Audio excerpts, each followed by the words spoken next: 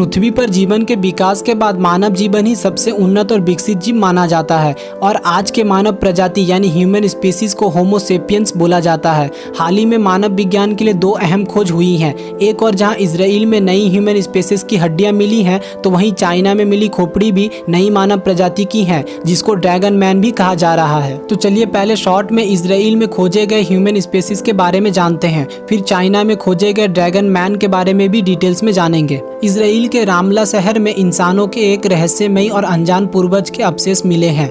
ये अवशेष 2010 में ही मिल चुके थे, लेकिन इसका खुलासा अब हो रहा है। इतने सालों से उसकी स्टडी हो रही थी। ये अवशेष रामला में एक सीमेंट प्लांट के पास जमीन में 26 फीट नीचे मिला है। आर्कियोलॉजिस्ट को इसके साथ पुराने हथियार और बहुत सारे जानवरों की हड्डियां भी मिली हैं, जिसमें घोड़े, हिरन और औरोक्स नाम के मवेशी की हड्डियां भी हैं। साइंटिस्ट का कहना है कि इंसान का एक पूर्वज और था। ये नई प्रकार का होमो है जो इंसानों के फैमिली ट्री में एक नया मेंबर है, जिसके बारे में साइंस को पहले नहीं पता था।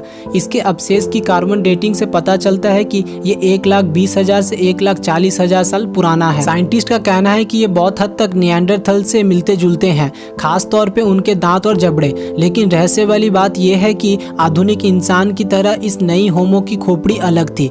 इसकी ठुड्डी नहीं थी, साथ ही इसके दांत बहुत लंबे थे। आज के इंसानी प्रजाति को होमो सेपियंस बोलते हैं और इससे पहले वाले ह्यूमन स्पीसीज को निएंडरथल्स कहा जाता है।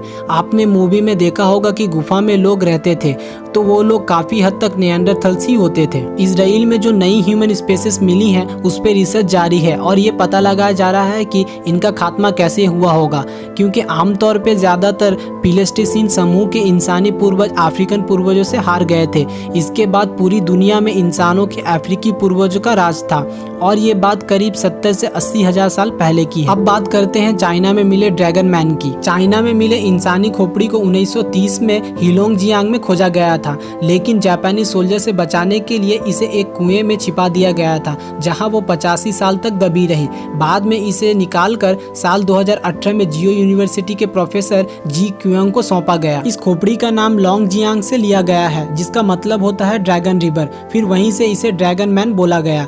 ये खोपड़ी कम से कम 1,46,000 साल पुरानी है। ये प्लाइस्टीन युग की है। ये खोपड़ी हमारे आधुनिक मानव के खोपड़ी के साइज का है, लेकिन इसकी आंखों का गड्ढा ज्यादा बड़ा है, बड़ा मुंह और बड़े दांत भी हैं। साइंटिस्ट का कहना है कि ये खोपड़ी एक नर मानव का है, जिसकी उम्र करीब 50 साल होगी, जो बाढ़ वाले इलाके के जंगली मैदान में रहा होगा। इस इंसानी प्रजाति का साइंटिफिक नाम हार्बिन क्रेनियम रखा गया है, जैसे आधुनिक मानव का नाम होमो सेपियंस है। साइंटिस्ट का कहना है कि ये हार्बिन समूह मॉडर्न ह्यूमन स्पीसीज होमो सेपियंस से ज्यादा नजदीकी रिश्तेदार है। इसका मतलब ये है कि आधुनिक मानव हार्बिन के ज्यादातर नजदीक वंशज हैं, न कि निएंडरथल के। अगर हार्बिन को अलग प्रजाति का दर्जा मिल गया तो यही हमारे सबसे नजदीकी संबंधी होंगे। आपको कंफ्यूजन न हो, इसलिए एक बात बता दूं कि इजराइल में खोजा गया न्यू ह्यूमन स्पीसीज है, जो निएंडरथल से मिलता जुलता है और वो निएंडरथल से पहले का इंसानी प्रजाति है। और चाइना में जो इंसानी खोपड़ी मिली है, वो हो सकता है कि निएंडरथल के बाद की हो,